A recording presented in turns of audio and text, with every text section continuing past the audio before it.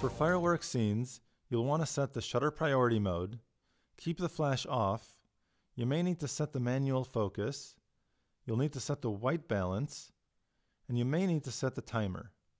What you don't want to do is set the scene illuminations mode because that increases the ISO.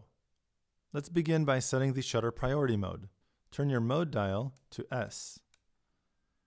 S will allow you to control the shutter speed while the camera automatically sets the aperture. Use the rear dial to set an appropriate shutter speed. You want to set it to about 2 seconds.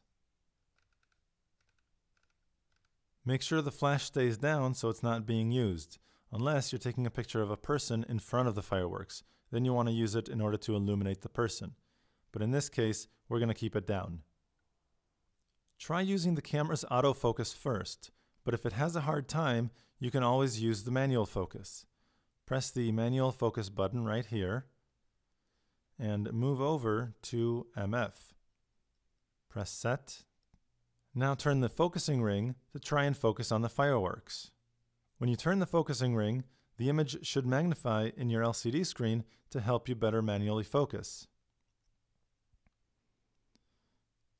When you find a good manual focus point, you can just press set to see the entire image. Go ahead and set the white balance, press the WB button right here, and choose an appropriate white balance. If you choose daylight, you'll probably get the most accurate colors. If you want to warm up the tones a little bit, choose either cloudy or shade. Press the set button to escape.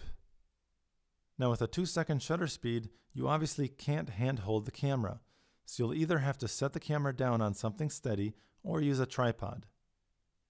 If the timing is not very critical, you can always use the 2-second timer function to eliminate some of the shaking when taking the picture.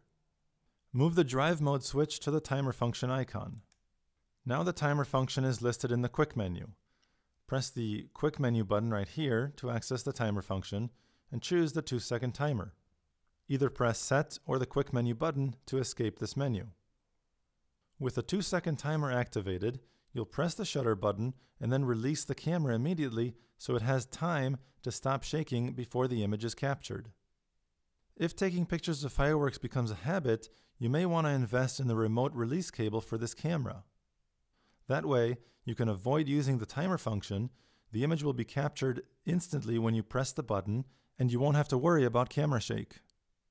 Now that my shutter speed is set to 2 seconds, my manual focus is properly set, I've chosen the proper white balance, and my timer function is set to 2 seconds, I'm ready to take my picture.